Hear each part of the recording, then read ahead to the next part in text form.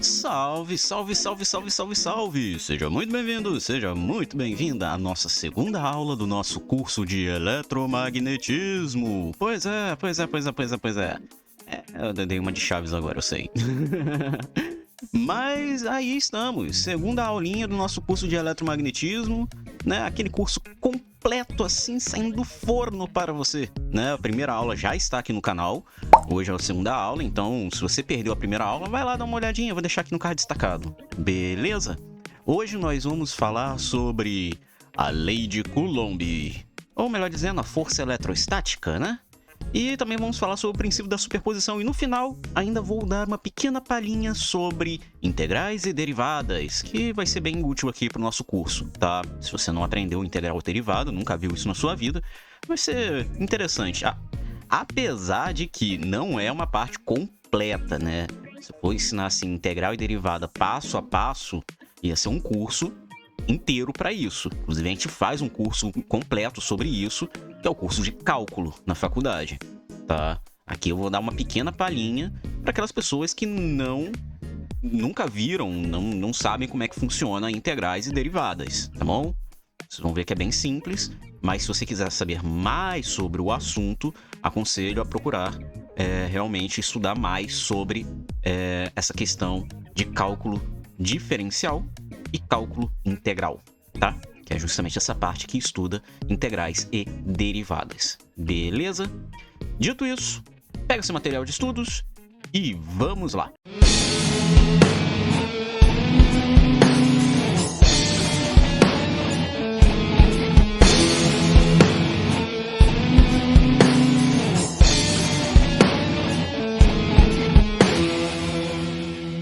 E cá estamos nós! Temos aqui então a nossa querida aula, né? Nosso jornal está aqui, né? Aberto já com a nossa lei de Coulomb. Acho que já dá aqui para entender mais ou menos como é que vai funcionar o esquema, né? Bom, lei de Coulomb. A lei de Coulomb ela vai estar dentro da eletrostática, né? Como a gente já sabe, a eletrostática é justamente a área do eletromagnetismo em que nós vamos trabalhar com cargas em repouso, né? Eletro vem de eletricidade, né? Elétrico, né? E estática vem de parado, repouso. Então, quando a gente fala de eletrostática, a gente está falando justamente de cargas em repouso. Isso vai ser importante mais para frente, porque vai surgir uma questãozinha bem interessante quando a gente falar sobre o princípio de superposição, tá? Mas calma aí, vamos por parte, já dizia Jack. Então, nós temos aqui a lei de Coulomb. Como que surge a questão da lei de Coulomb? O que é a lei de Coulomb? A lei de Coulomb nada mais é do que uma descrição da força eletrostática, a força em que uma carga faz na outra. Porque se a gente tem uma interação entre cargas, essencialmente nós teremos forças atuantes sobre essas cargas, tá?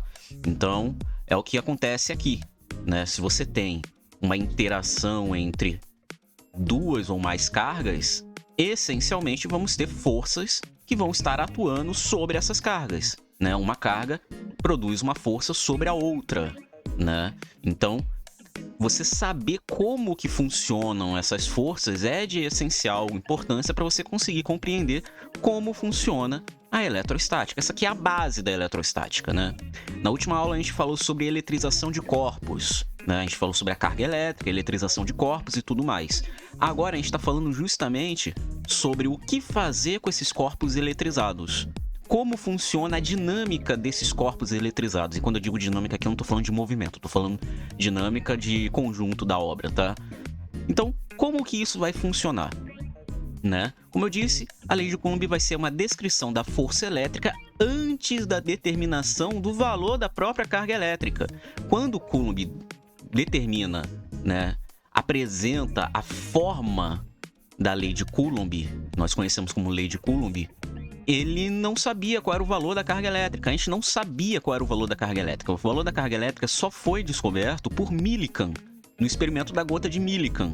Como eu falei, eu ainda vou falar sobre isso. Eu pensei que eu ia falar nessa aula, mas ia ficar muito longo. Então acabou que eu vou postergar para a próxima aula, que a gente vai falar sobre campo elétrico. E aí a gente vai falar sobre exemplos de experimentos que a gente pode utilizar as forças eletrostáticas, né? A força eletrostática, o campo elétrico e tudo mais. Então, vou acabar falando sobre a determinação da carga elétrica pelo experimento de Millikan, tá?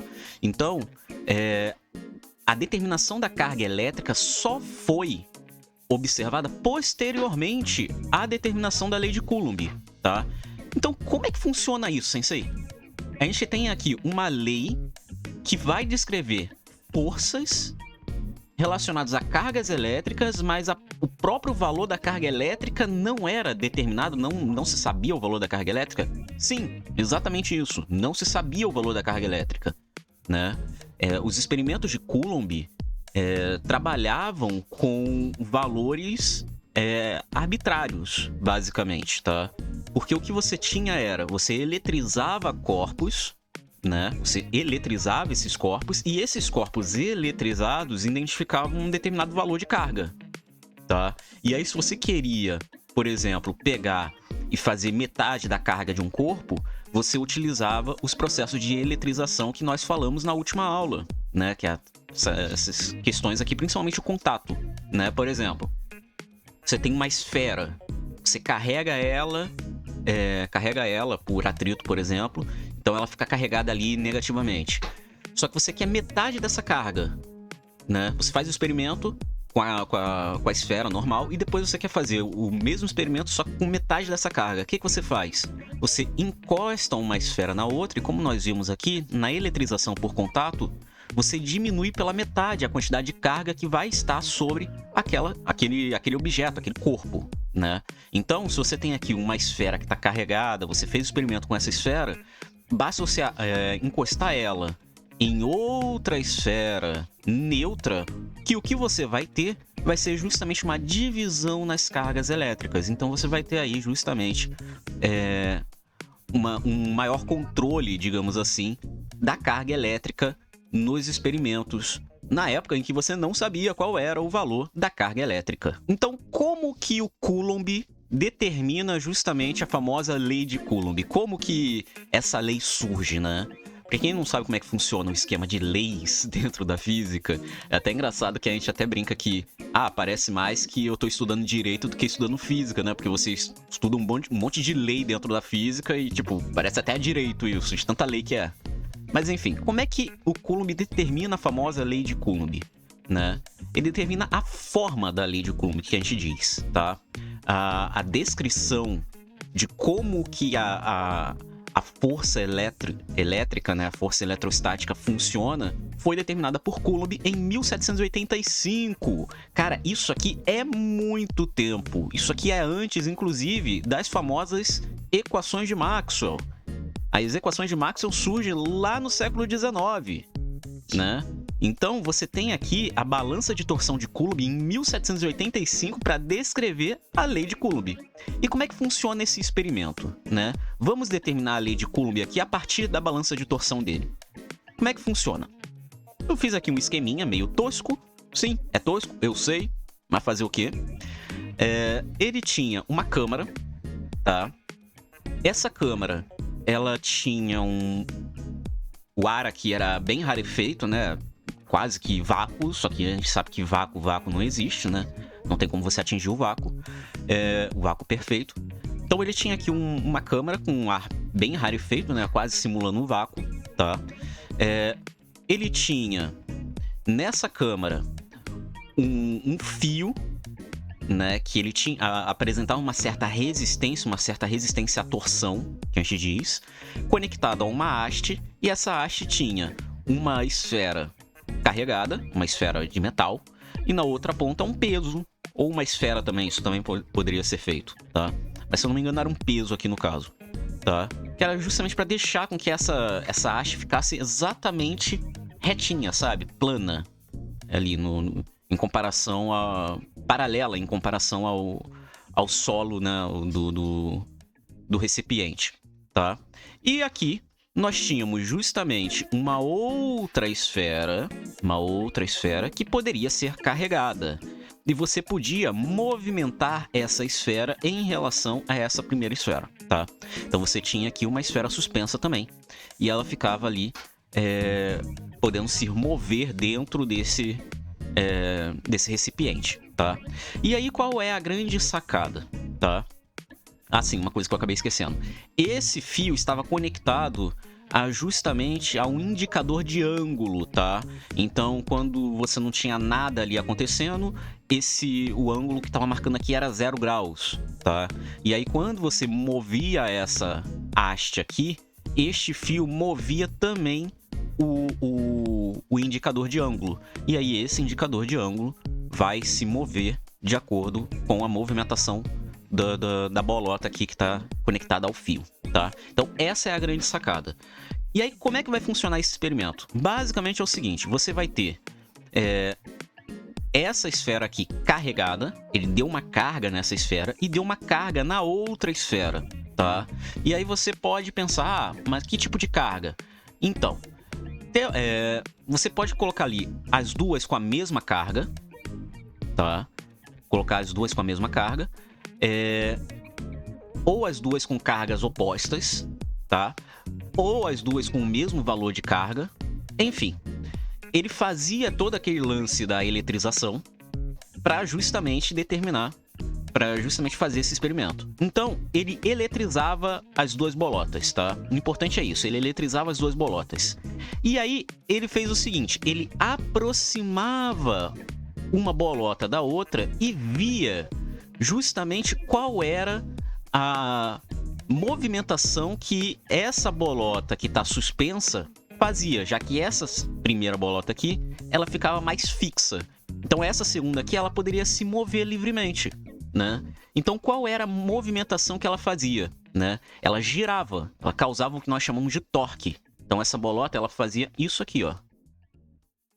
Ou ela ia para cá, ou ela ia para cá. Ela fazia um giro, né? E aí, isso depende, é claro, se, por exemplo, for uma carga negativa, uma carga positiva, elas irão se atrair. Se fosse as duas iguais, elas iriam se repelir. E aí, o que acontece? Essa bolota aqui que está livre, ao se mover, ela vai se mover por conta da ação de uma força causada pela primeira bolota. A primeira bolota vai causar uma força, que é uma força elétrica, que nós chamamos, né? Vai causar uma força elétrica em cima da segunda bolota que está livre. Só que essa bolota livre, ela está livre entre aspas, porque como ela está conectada a essa haste está conectada a esse fio de torção, esse fio apresenta uma certa resistência, tá? Então vai acontecer de chegar um momento em que a movimentação dessa bolota aqui vai parar. Essa movimentação, ao parar, vai acontecer devido à presença de uma força que nós chamamos de força de torção, que vai ser causada justamente por esse fio, tá? Esse fio que está aqui no meio. E aí, ao se torcer esse fio, vai se indicar um ângulo aqui, ou seja, você vai ter uma relação entre a proximidade, a distância entre as duas bolotas e o ângulo de torção indicado pelo mostrador que está conectado ao fio. Então é um experimento até que bem simples, se você parar para pensar, tá? E aí como é que vai funcionar aqui? Né? Exatamente isso que eu falei, né? Você tem aqui as duas bolotas e aí você vai ter aqui um diagraminha de forças. Você vai aproximar a primeira bolota da segunda bolota por uma distância R, tá? A primeira bolota, né, a bolota que você pode movimentar a distância, né, vai causar uma força elétrica. Aqui nesse caso eu tô botando força elétrica repulsiva, tá? E você vai ter, no sentido contrário, uma força de torção, né, que vai fazer com que justamente o sistema fique em equilíbrio. Ou seja, que você não haja movimentação das bolotas. As bolotas, elas vão se mover durante um tempo e depois elas param, tá? Ou seja, você vai ter uma situação de equilíbrio. E quando você tem uma situação de equilíbrio na física, tá? Nesse tipo de situação em que você pode girar, né?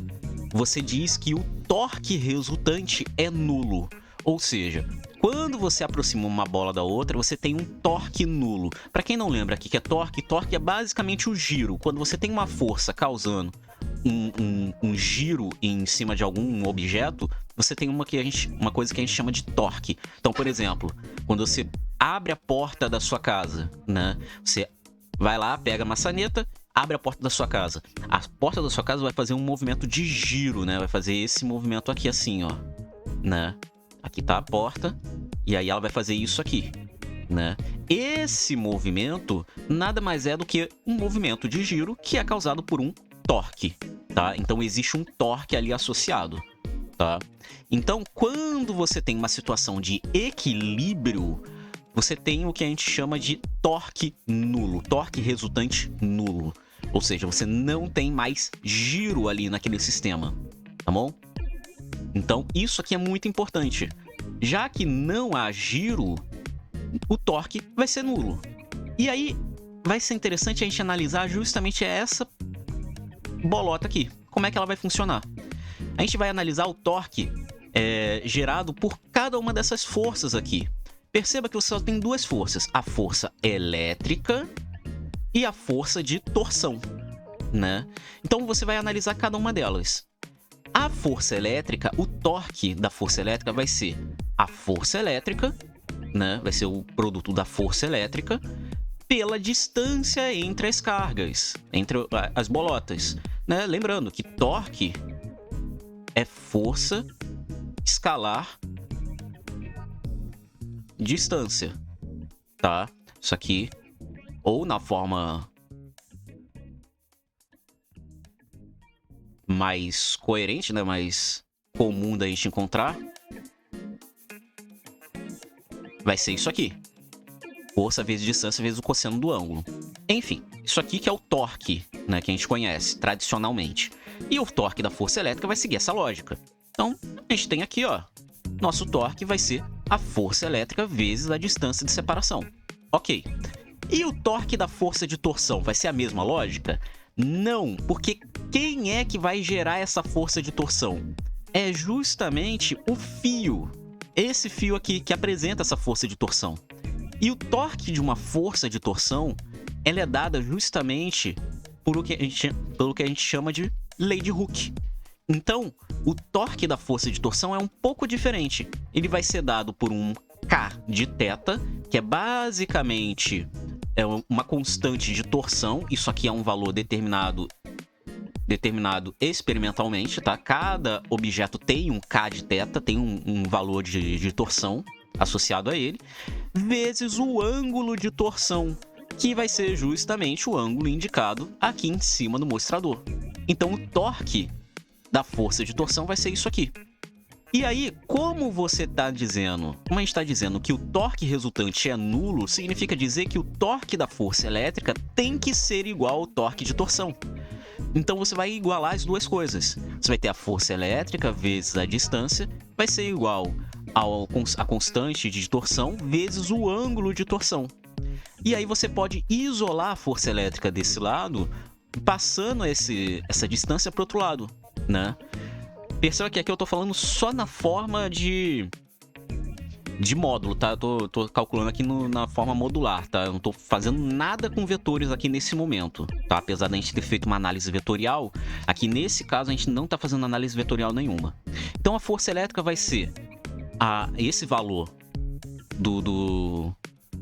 da constante de torção vezes o ângulo de torção dividido pela distância entre os objetos carregados. Então, olha só que interessante. Você tem aqui justamente uma cara. Como é que é a cara da força elétrica? Aí você vai pensar assim, quem já está um pouco mais avançado já deve olhar para isso aqui e vai pensar assim, ué, mas a força de Coulomb, ela não é inverso ao quadrado da distância? Por que aí só tem um R? Porque, olha só que coisa interessante. Existe esse θ aqui. Esse θ vai fazer toda a diferença. Esse ângulo vai fazer toda a diferença. Por quê? Porque você está vendo que a força elétrica ela depende do inverso da distância. Ok. Só que também depende do θ. Esse K, ele é constante. O que varia aqui? É o θ e o R. Só que esse θ, ele varia de acordo com a distância. Então, a gente tem que reescrever esse θ, né, em função da distância. Ou seja, como que esse θ se comporta dependendo da distância. Para cada distância você tem um θ. Mas como é que isso vai funcionar? Tá? Então, a gente vai justamente para a parte experimental. como eu disse, o θ varia com a distância. Então, o Coulomb, quando fez esse experimento, ele percebeu o seguinte: olha, se você tem uma certa distância r, essa distância r vai dar um ângulo θ1. Se você dobra essa distância, você vai ter um θ2. Mas como funcionam essas duas relações? Vamos ver como é que funciona a força de acordo com essa relação aqui. Como é que funciona de acordo com essa relação a força elétrica, né? Aplicando esses valores. Então, a gente vai ter F1, que vai ser para a primeira situação. Você vai ter o K de θ, que é o mesmo para os dois casos, né? Porque você não mudou o sistema, vezes θ1, né? Que é o ângulo que foi medido para uma distância r. Enquanto, para a segunda situação, você vai ter o mesmo K, né? Que não mudou, vezes θ2, né? E esse θ2, ele está relacionado com uma distância r? Não, com uma distância 2r. E aí, a gente faz o seguinte, o que o Coulomb fez foi o seguinte, ele fez uma razão entre as forças, ou seja, dividiu uma força pela outra. Quando ele faz isso, você pode ver que os θs, os k's vão embora, os r's vão embora, e o que sobra é uma razão entre os ângulos. Você vai ver que o ângulo θ2... ele vai ser basicamente uma relação com... vai ter uma relação com o ângulo θ1. Então, você vai ter aqui que a razão entre as forças vai ser de 2θ1 sobre θ2. Então, a questão aqui é como que esse θ2 se comporta em relação a θ1. Quando se analisou os problemas, né, o Coulomb fez o experimento várias e várias vezes, ele percebeu o seguinte, que a relação entre o ângulo θ e a distância entre os objetos, r, é dado pelo inverso dessa distância. Então, o que ele percebeu era o seguinte, olha, se você dobra a distância, o ângulo cai pela metade. Se você triplica a distância, né, de separação, o ângulo cai a terça parte. Se você quadriplica a distância de separação das bolotas, tá? Essa distância que a gente tá falando é a distância de separação dessas bolas aqui, ó. Dessas esferas aqui. Se você duplica isso aqui, o ângulo cai pela metade. Se você triplica essa distância, o ângulo cai a terça parte. Se você quadriplica, cai a quarta parte. Aqui, multiplica por 5, cai a quinta parte. E assim por diante. Ou seja, sempre vai ter uma relação de 1 sobre r, tá? Então, o nosso θ tem uma relação de 1 sobre r. Ele é proporcional ao inverso da distância de separação entre os objetos. Então, o que o Coulomb deduziu a partir disso? Que a força elétrica ela vai ser proporcional ao inverso do quadrado da distância. Como que sai isso, então, sensei? Simples, se você volta aqui justamente na força elétrica que ele tinha calculado antes, você pode perceber que vai aparecer esse θ aqui. Só que como o θ é proporcional a 1 sobre r, isso aqui vai ficar K vezes 1 sobre r, né? Então, o R que vai aparecer aqui vai multiplicar com o R que vai aparecer aqui. Então, essa força elétrica vai ser K sobre R ao quadrado, tá? A menos de uma constante, é claro. Então, a gente diz, na verdade, que a força elétrica ela é proporcional ao inverso do quadrado da distância. Então, ela vai cair com o quadrado da distância. Então, quanto maior é a distância de separação entre os objetos carregados, entre as cargas elétricas, menor é a força elétrica.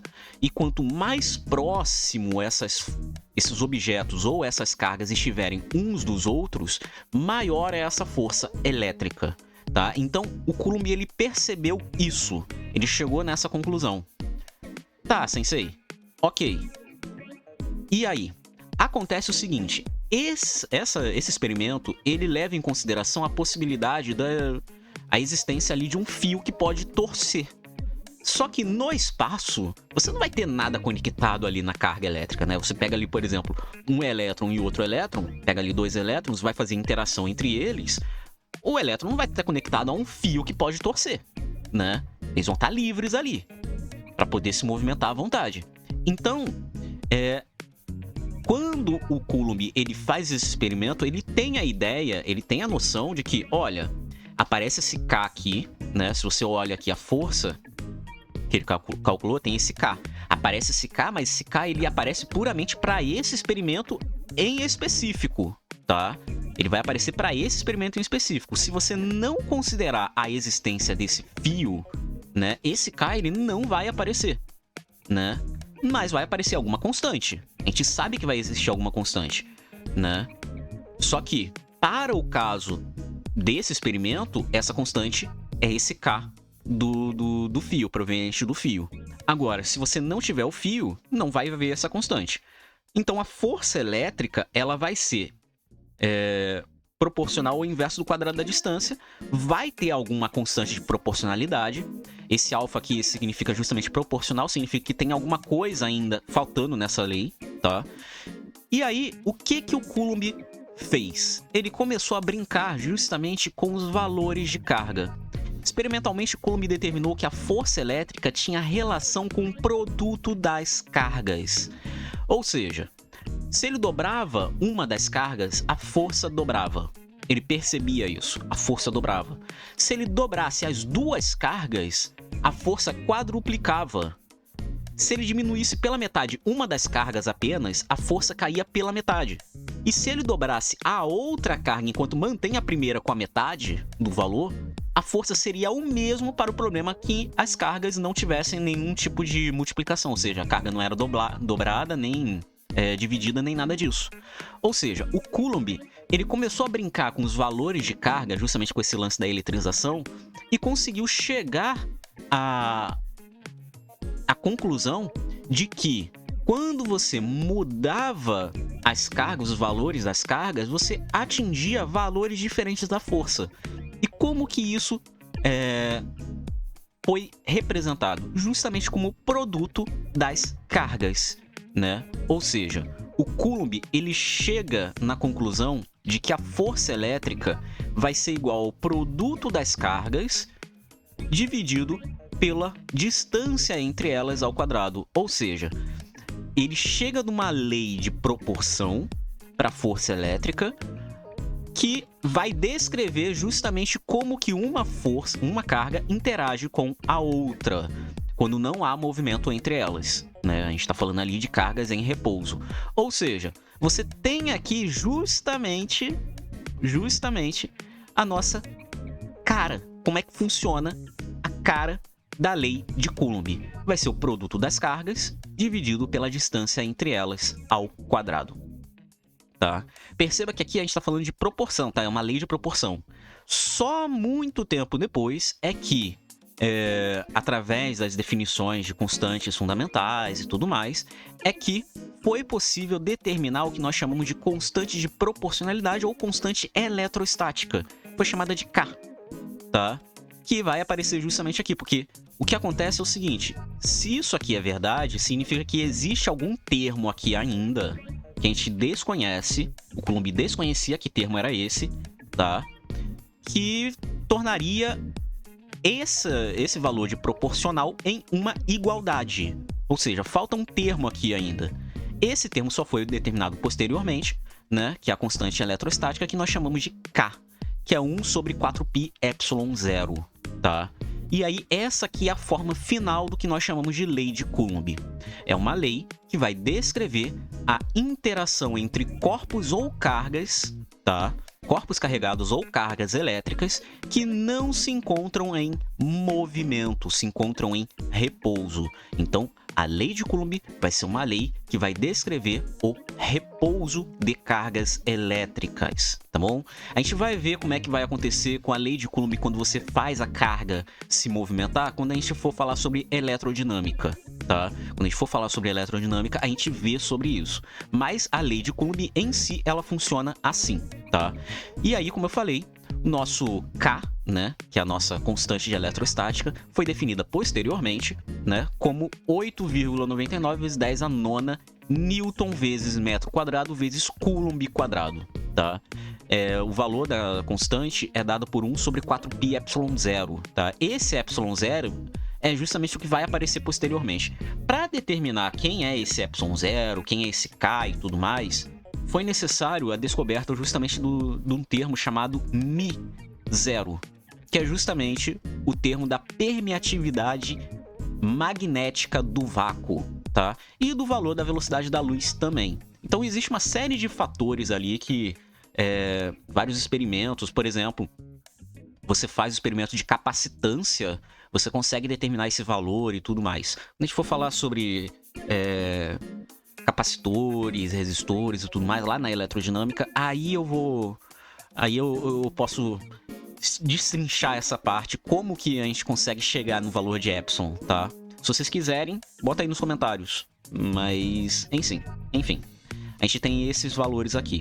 E o valor da permeatividade elétrica do vácuo é de 8,85 vezes 10 a menos 12 Coulomb ao quadrado vezes por Newton vezes metro quadrado, tá? Então você tem esse valor aqui.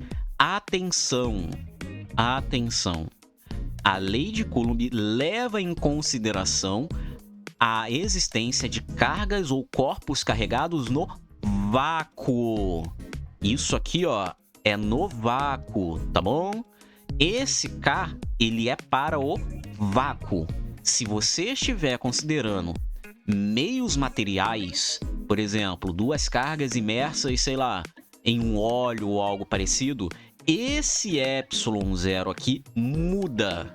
Não é mais a permeatividade elétrica do vácuo. O que entra é a permeatividade dielétrica do meio, que vai entrar aqui, tá? E aí cada meio material vai ter uma permeatividade dielétrica diferente, tá? Então a gente vai ver isso também mais pra frente, quando a gente for falar sobre equação de Lifshitz, né? Inclusive é uma parte assim bem interessante, porque entra na minha área de trabalho, que é a parte de flutuações quânticas do vácuo. A gente trabalha bastante com essa parte dessas constantes, né? Que aparece ali justamente quando a gente muda de meio e tudo mais, tá bom? Então tenha em mente isso. Se você estiver falando da lei de Coulomb associada no vácuo, é isso aqui. É essa forma que aparece. Agora, se não estiver no vácuo, estiver em outro meio material, esse ε0 cai, não é ε0. Aparece um epsilon que vai ser a permeatividade dielétrica do meio. Então vai depender de meio para meio, tá?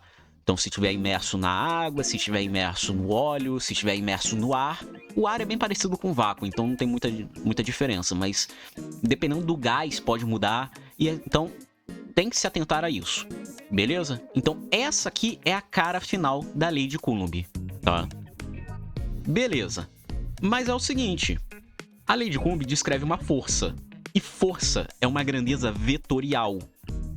Então é interessante a gente ver como que a força elétrica descrita pela lei de Coulomb se comporta vetorialmente, né? Então é interessante a gente se atentar a isso. Como é que é a forma vetorial da lei de Coulomb?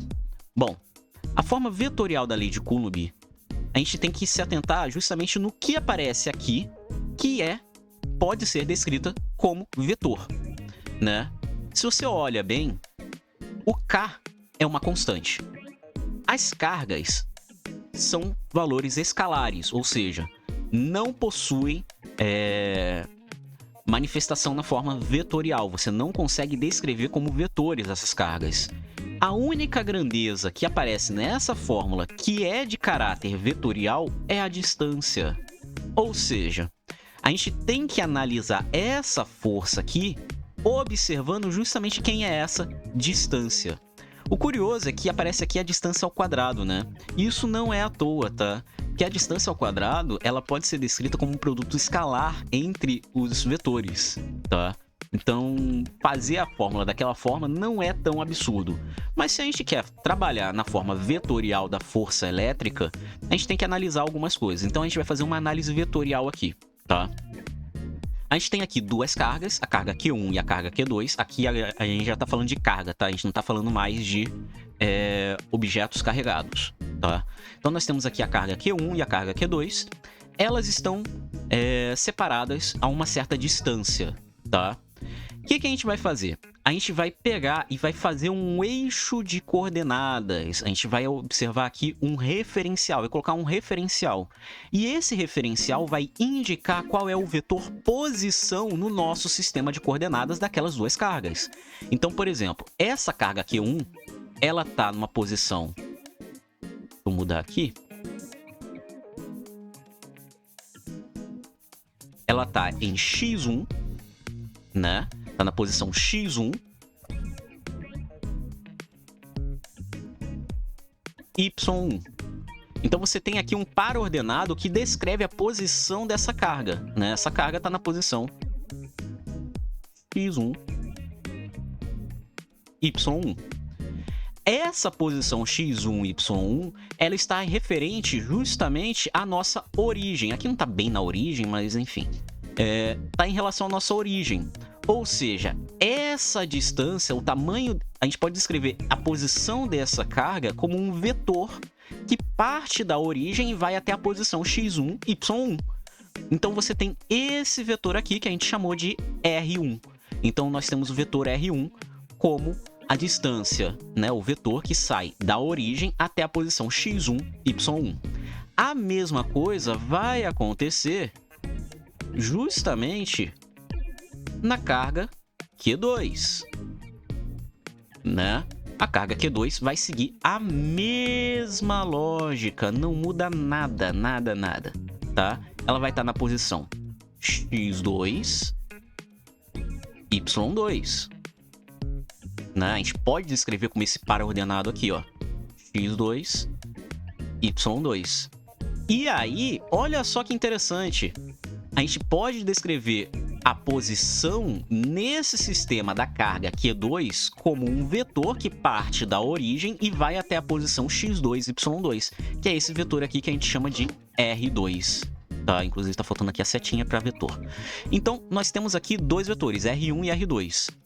A distância de separação entre essas duas cargas vai ser a distância R2 menos a distância R1. Isso aqui é uma soma, justamente uma operação vetorial, que é basicamente o seguinte: a gente quer saber quem é esse vetor.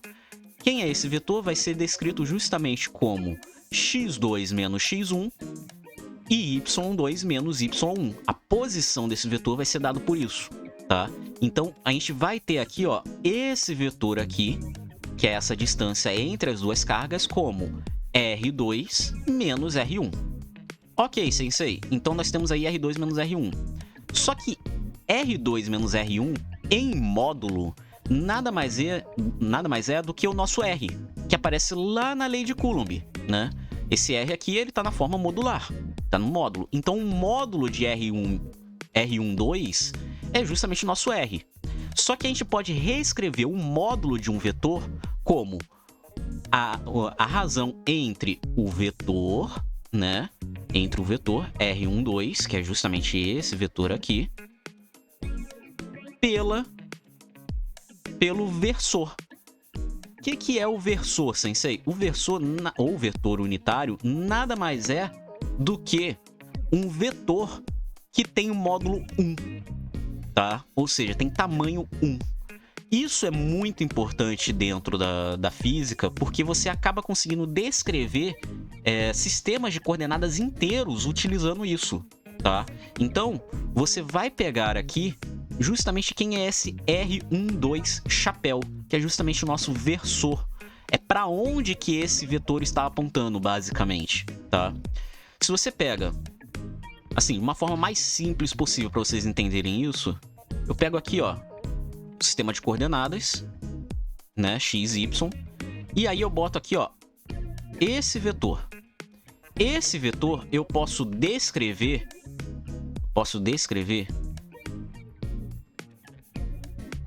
como a soma vetorial desses dois vetores aqui, rosa, né? Então você tem aqui esse vetor azul, vai ser a soma desses dois rosa. Só que a gente pode escrever, olha só, esse vetor rosa aqui, esse primeiro vetor rosa aqui, como um valor que vai indicar o tamanho desse vetor na direção x chapéu. Que aqui é x, aqui é y, né? Então, é um valor, vamos supor, de tamanho A, na direção X chapéu. Ou seja, a gente está indicando que esse vetor rosa aqui de baixo, ele está na direção X chapéu. Ele está na direção X. Ele não tem nada na direção Y, esse vetor aqui rosa. Agora, esse aqui não. Esse aqui, ele vai ter um tamanho B e ele vai estar na direção Y chapéu. Ou seja, ele vai estar apenas nessa direção. Ele não consegue estar em outra direção. E aí, esse vetor azul aqui, ele nada mais é do que a soma justamente desse aqui, AX chapéu, mais B Y chapéu, ou seja, a gente consegue descrever a orientação. E aí, esse X chapéu é justamente essa indicação para cá, e esse Y chapéu é a indicação para cá. Esse R chapéu, R12 chapéu, é justamente a direção para cá, né? É essa orientação aqui, que a gente pode acabar transformando ela de uma forma mais simples em X chapéu e Y chapéu também, tá? Então não tem muito mistério. A forma modular é isso, tá? É o vetor R12, né, sobre o seu versor R chapéu. E aí, a gente pode substituir no lugar do R lá na lei de Coulomb, né? Aqui na lei de Coulomb a gente pode colocar esse valor.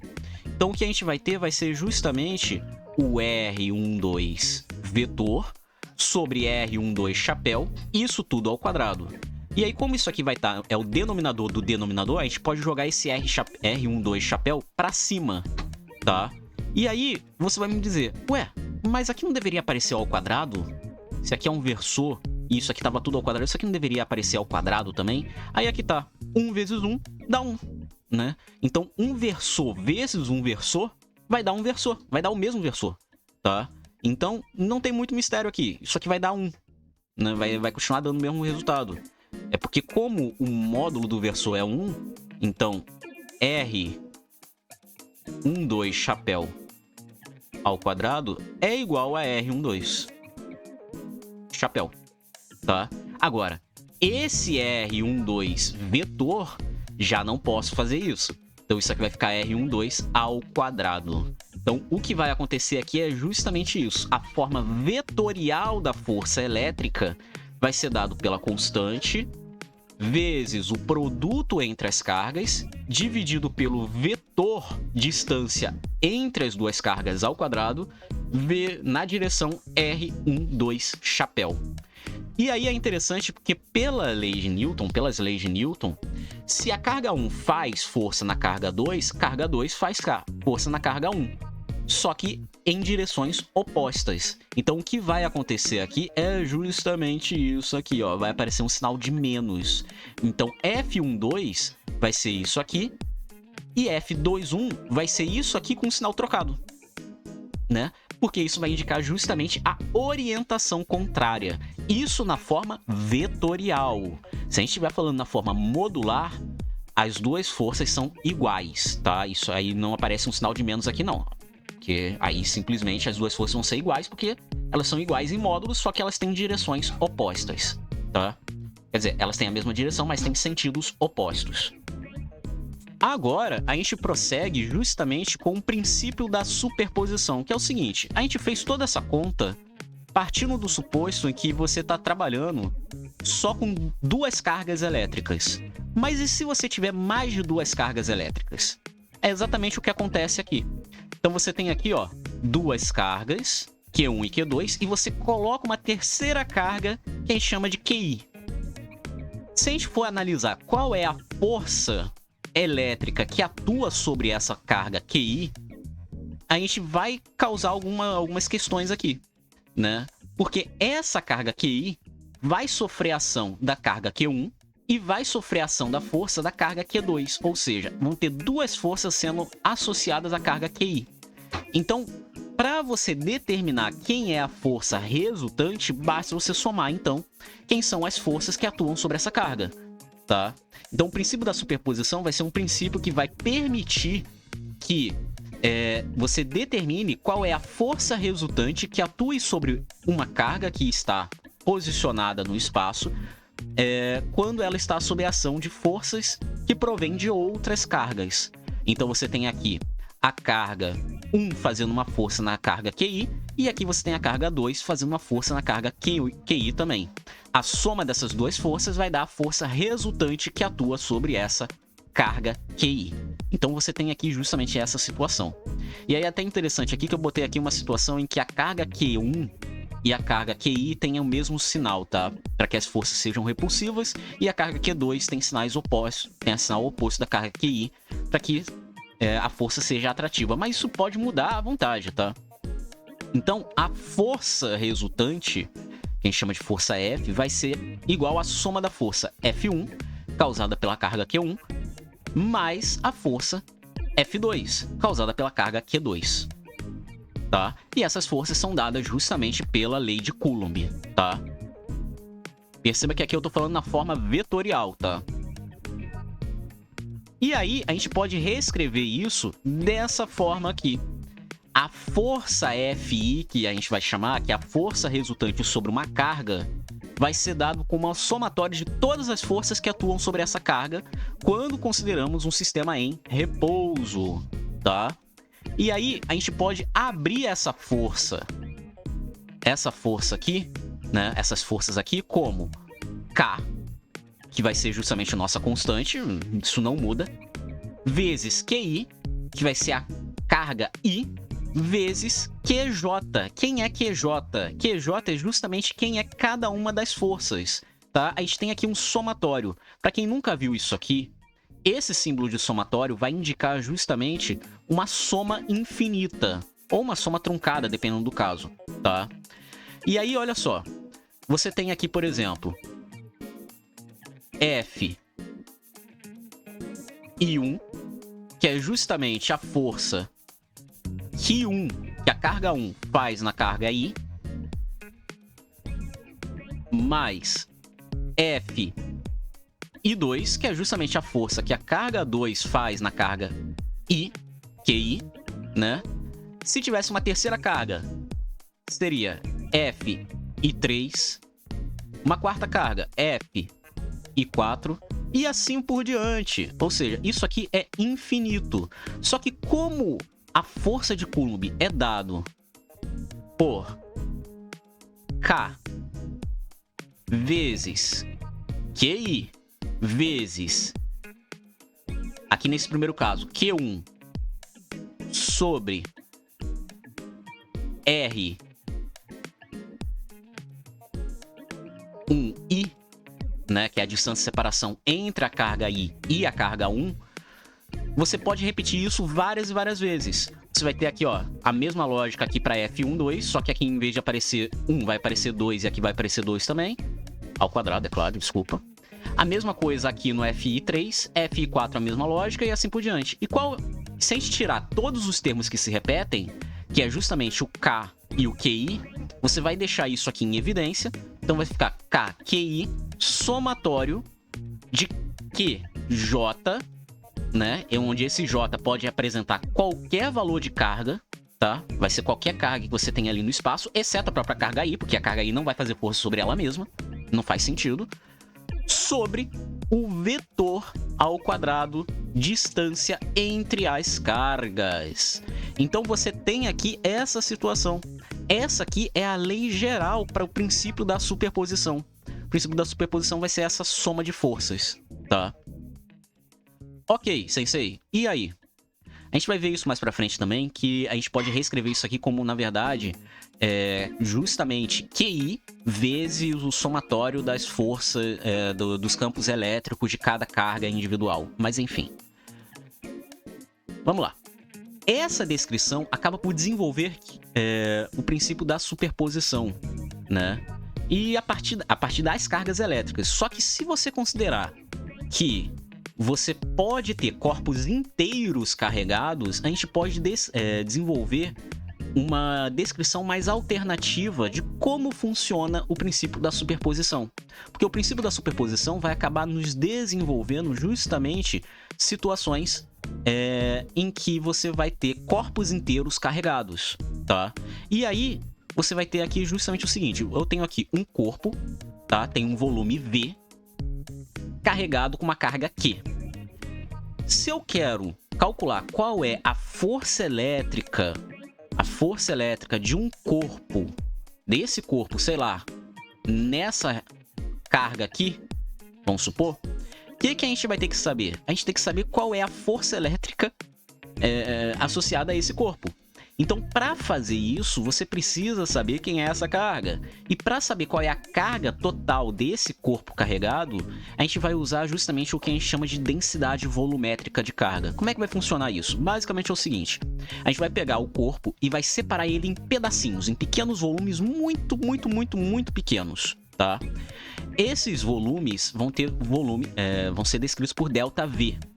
E cada volume ΔV vai ter uma carga associada, ΔQ, tá? Então, temos volumes iguais, tamanho ΔV, onde cada volume ΔV tem uma carga ΔQ, tá? Ou seja, um volume muito pequeno com cargas muito bem definidas.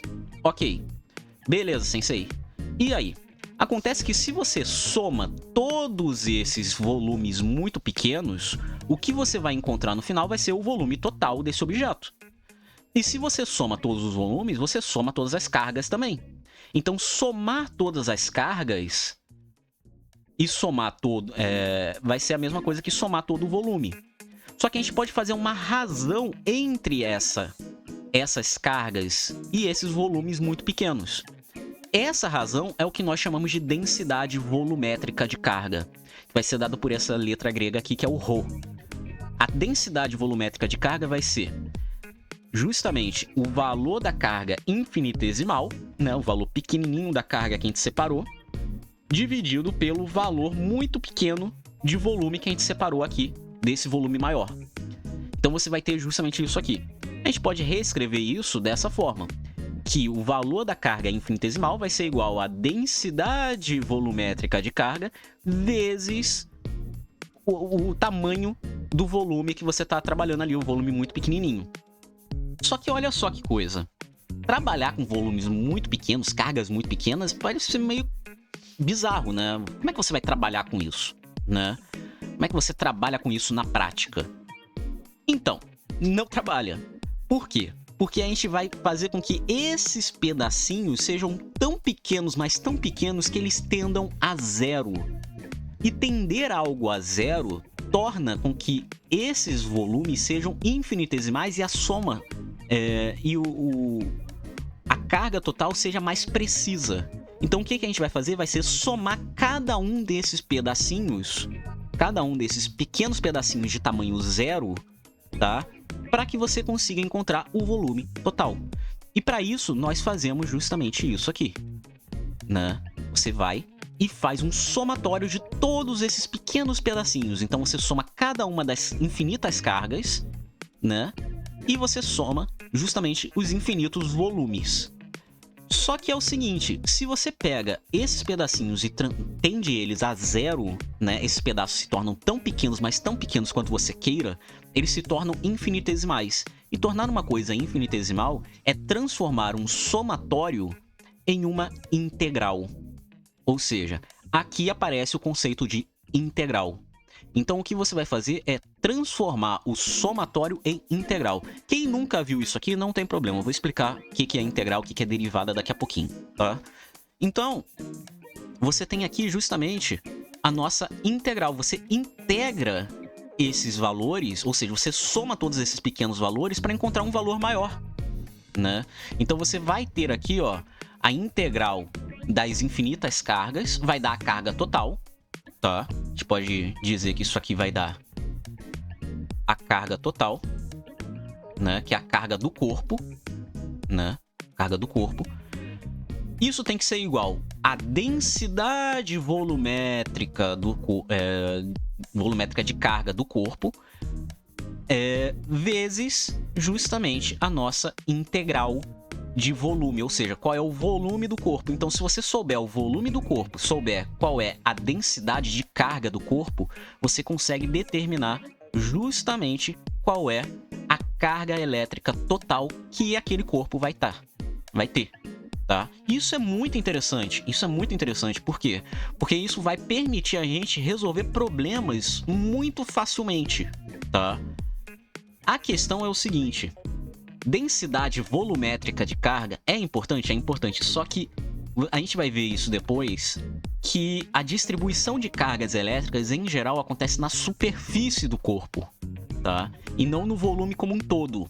Eu vou explicar isso mais pra frente, mas isso se deve à presença de campos elétricos, tá? E aí, justamente, trabalhar com a densidade volumétrica é interessante para alguns casos, mas na maior parte das vezes a gente não vai usar o volume. A gente vai usar, na verdade, a superfície do corpo.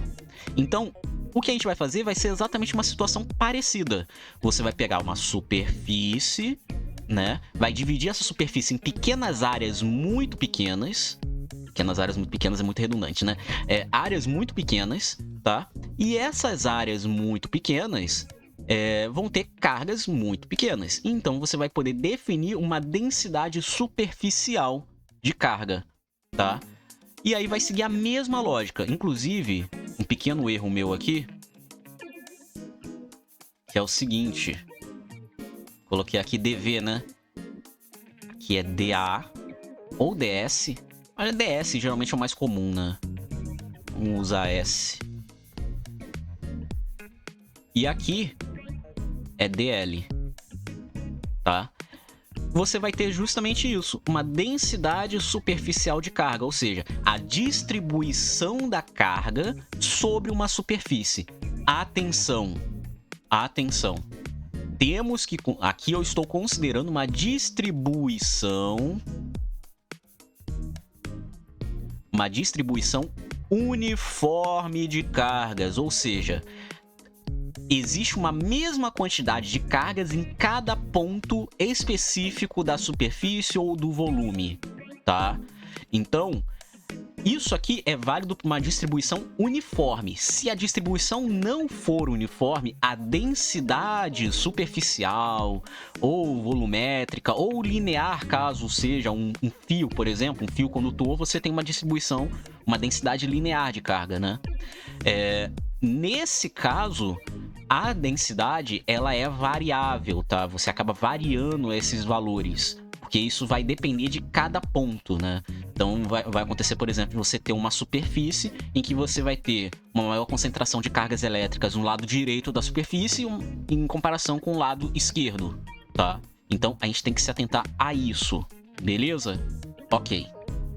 Então nós temos aqui justamente a reescrita, né, dessa distribuição, justamente agora para casos em que você tem uma distribuição de cargas sobre uma superfície ao invés de um volume, ou então sobre uma linha reta, né, uma reta. Então aqui você tem uma superfície, né, e aí você tem aqui justamente a nossa superfície aqui, separa ali um pedacinho e pega ali qual é o valor da carga naquela superfície, soma tudo e você vai encontrar. Nesse caso aqui, a gente vai calcular o que a gente chama de integral volumétrica, por isso que tem aqui um Vzinho embaixo, tá? Esse aqui vai gerar o que nós chamamos de integral de superfície, tá? Tem diferença entre elas, tá? Quando a gente for falar sobre lei de Gauss, eu vou explicar isso também. E aqui vai dar uma integral de linha, que nada mais é do que uma integral normal, tá? Então, a gente vai ter aqui justamente essas três situações. Um volume que vai ter as suas cargas distribuídas, uma superfície com as suas cargas distribuídas, ou uma reta com as suas cargas distribuídas. Então, para. Desculpe interromper. Jogo rápido. Eu só fui perceber depois que eu já tinha gravado toda a aula que eu comentei que tinha uma problemática que não era bem uma problemática dentro do princípio da superposição, né? Então, eu acabei a aula e só depois que eu percebi que eu não falei sobre essa problemática. Enfim, o que acontece? Eu acho que muita gente já deve ter ouvido falar no problema dos três corpos.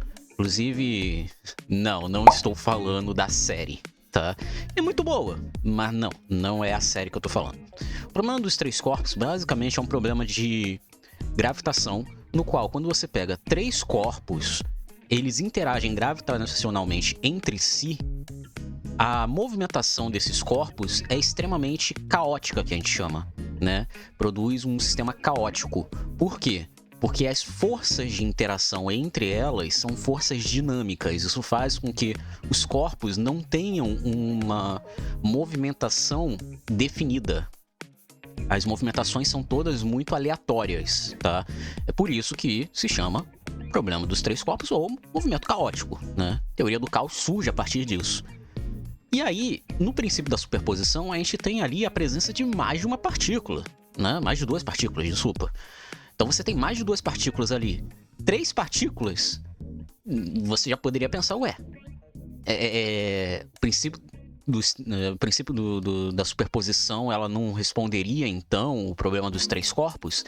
Na verdade, não. O que acontece é o seguinte, o princípio da superposição, na eletrostática, está se referindo ao fato de que você tem mais de duas partículas, no qual todas elas se encontram em repouso, tá? Então, o princípio da superposição você consegue utilizar devido ao fato das partículas estarem em repouso. Agora, o problema dos três corpos é um problema dinâmico, ou seja, é um problema em que você tem movimentação dos corpos. Se nós colocássemos as partículas para se movimentar, ou seja, se a gente estivesse num programa de eletrodinâmica, aí sim nós teríamos um problema semelhante ao problema dos três corpos. Existem algumas diferenças entre um problema e outro, né? Entre o problema gravitacional e o problema eletrodinâmico, mas no geral a gente teria algo parecido, tá? Mas para o sistema eletrostático, tá? O princípio da superposição responde perfeitamente como é que funciona as forças de interação entre os corpos, tá? Já que os corpos não estão em movimento. Agora, se a gente botar essas cargas em movimento, aí realmente o problema ia pro beleléu, tá bom? Então, dito isso, segue o vídeo. Ok, sensei, falou sobre integral, falou sobre derivada. Não sei o que é isso. Vamos lá. Se você já sabe o que é integral e derivada, a aula termina aqui, tá? A não ser que você queira dar uma revisada sobre isso. Agora, se você não sabe o que é integral e derivada, tá? Eu vou dar uma pequena palhinha do que é integral e derivada, tá? Então fique aí, tá? Para poder entender o que eu acabei de falar. Agora, se você já sabe, você pode pular direto para a parte da despedida do vídeo. E não se esqueça de deixar o like, tá? Deixa o like, se inscreve e tudo mais. Beleza? Bom, integrais e derivadas. Inclusive, deixei aqui numa cor diferente. Rosinha. Integrais e derivadas. São duas operações matemáticas, tá? Que a gente utiliza dentro de funções. Na física, a gente usa muita função. É muita função que a gente vai usar, tá? E aí, a gente vai ter aqui justamente as duas operações que a gente mais usa sobre funções são integrais e derivadas. Derivadas, o que são derivadas? Derivadas são operações que determinam como uma coisa muda em relação à outra. Ou seja, você tem uma função, né? Lembrando, o que é uma função? É um objeto matemático em que um termo depende de outro, uma variável depende de outra. Por exemplo, y de x igual a x mais 1. Isso aqui quer dizer o seguinte, olha, o meu y depende do x. Para cada valor de x, eu tenho um valor de y diferente. Então, isso aqui é uma função, tá? E aí, você tem uma função, e aí você faz com que essa função... a gente quer determinar como que esse y depende desse x. É isso que eu quero saber. A derivada vai indicar isso, tá? Graficamente, vai ser a inclinação da reta tangente à curva descrita pela função. Nesse caso aqui, se a gente for fazer aqui um gráfico dessa função, seria uma coisa assim. Ele passa aqui no 1, né? Aliás, desculpa.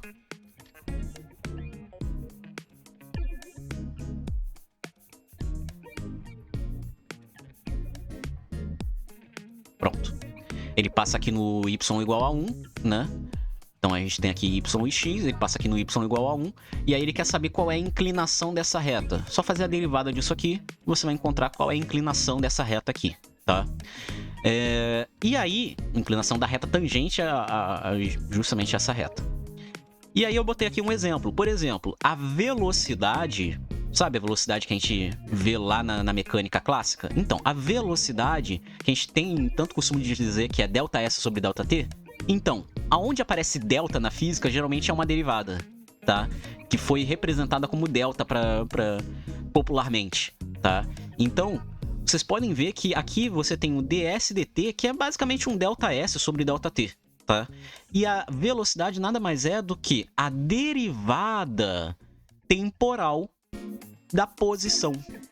Ou seja, a velocidade é a taxa de variação temporal do espaço. É quanto eu vario o meu espaço ao longo do tempo. Então, isso aqui que é a derivada. E existem algumas regras de derivada, tá? Umas regras de derivação.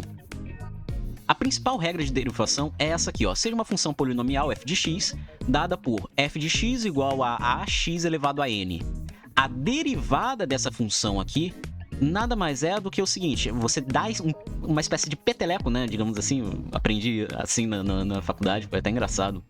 Quando eu aprendi derivada integral, o meu professor ele falava isso. Ah, você dá um peteleco aqui no expoente, joga ele pra frente e diminui 1. É exatamente isso. Você tem aqui a sua função, a derivada disso aqui nada mais é do que dar um peteleco nesse n, ele vem pra frente multiplicando, tá? E no expoente você subtrai 1. Então, o que era ax elevado a n vira n vezes a vezes x elevado a n menos 1. Ah, quero fazer uma segunda derivada. Posso? Posso. É o que a gente chama de segunda derivada. É o d2 f de x dx2, tá? É uma segunda derivada.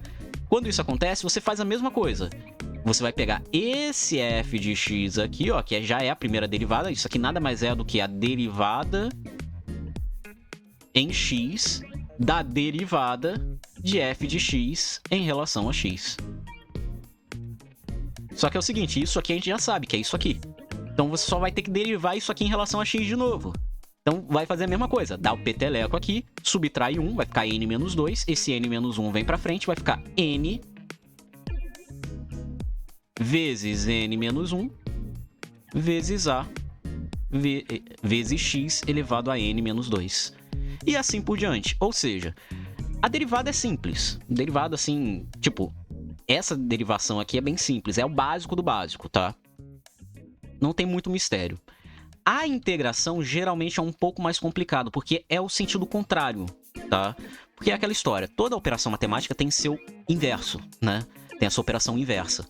E a operação inversa da derivação é o que nós chamamos de integração, tá? É a integral. Então, a operação que determina a soma contínua de infinitos valores infinitesimais. Ou seja, você vai pegar infinitos valores infinitesimais e você vai somar todos eles. Por isso que esse aqui é o símbolo de integral. Isso aqui é um S, tá? Representa um S de soma, tá? Então, você tem aqui a forma mais básica de uma integração é assim, tá? Você tem aqui uma função, tá? E você está integrando ela em relação a x. O que é essa integração? É o sentido contrário daqui. Sentido contrário disso aqui.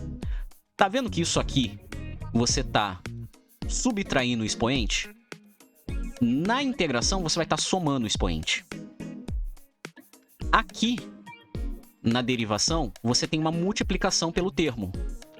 Aqui, você vai ter uma subtração uma divisão pelo termo. Então, a integral, a forma mais geral da integral é assim. A integral de a vezes x elevado a n dx vai ser igual a x elevado a n mais 1, como eu falei. Se na derivada você subtrai, na integral você soma, já que é o sentido contrário. Dividido por n mais 1, mais uma constante. Por quê? Por que aparece essa constante aqui, sensei? Porque essa constante aqui representa justamente um valor que quando você deriva, dá zero. Porque derivada de uma constante é zero. Por que isso acontece? Porque constante significa que esse x está elevado a zero. Esse x estar elevado a zero, né? Quando você dá o peteleco aqui, você vai dar o peteleco aqui, mano, dando o peteleco, o n vem pra frente. Se o n for zero, é zero vezes alguma coisa. Zero vezes alguma coisa vai dar zero. Então, a derivada de uma constante é sempre zero. tá? Então, por isso que sempre a gente coloca uma constante aqui, ó, mais C, no final de uma integral, tá? E aí a gente tem o que a gente chama de integral definida, tá? Que é quando você tem limite de integração. Que é justamente o que a gente faz aqui, ó, nesse cálculo. Quando a gente faz esse cálculo aqui, a gente precisa saber da onde até onde que a gente está integrando, tá? E aí, a gente chama isso de integral definida. E a integral definida, a gente bota assim, ó, a gente tem um limite inferior e um limite superior. Ou seja, da onde até onde que a gente está integrando, como eu falei, tá? E aí vai ser exatamente a mesma coisa. Você tem aqui, resolve a integral normal, só que aí a gente bota o limite de integração. E o limite de integração vai atuar da seguinte forma. Esse limite superior vai substituir o x, tá? Dentro da função resposta.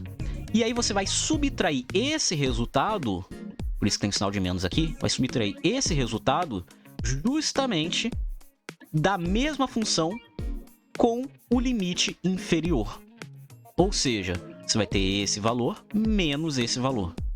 Então, isso aqui é a integral definida, tá? Aconselho a fazer bastante exercício sobre isso. Existem exercícios bem simplesinhos para vocês treinarem sobre integrais e derivadas. Não é tão complicado quanto parece, tá? E eu botei aqui, ó, justamente uma lista, tá? Essa lista aqui eu peguei na internet mesmo, tá bom? Eu peguei uma lista justamente de integrais e derivadas, tá? Inclusive aqui tá faltando coisa, mas tudo bem. Uma lista de integrais e derivadas. São integrais e derivadas que já são tabeladas, tá?